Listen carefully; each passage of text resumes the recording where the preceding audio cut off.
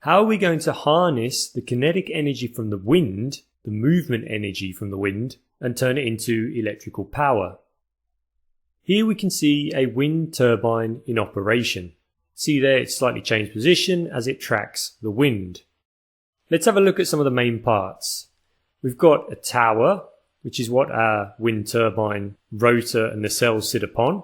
The nacelle is this item here. It's the box, effectively, that contains all the parts we need to take the kinetic energy from the wind and convert it to electrical energy. This particular type of wind turbine is also classified as a horizontal axis wind turbine.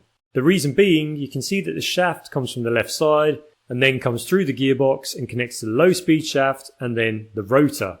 The shaft is aligned horizontally with the ground. The other type of wind turbine that you may see is a vertical axis wind turbine, but these types of turbine are nowhere near as common as horizontal axis wind turbines.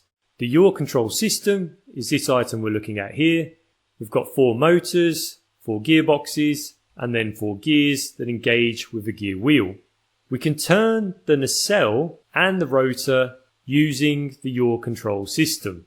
In fact, if I play the animation, we may even see it in operation.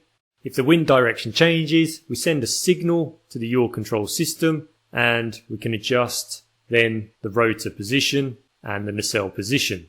The angle of attack allows us to vary the amount of power we extract from the wind.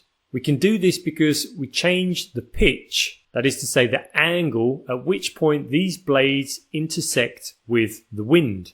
There's an optimum angle of attack when the blades come into contact with the wind. If we're outside of this optimum angle, then we extract less power from the wind. Sometimes this is quite useful because if the wind speed is very high, we may want to change the pitch slightly in order that we can slow down the rotation of the rotor so that we can keep the turbine operating at higher wind speeds just by regulating the pitch.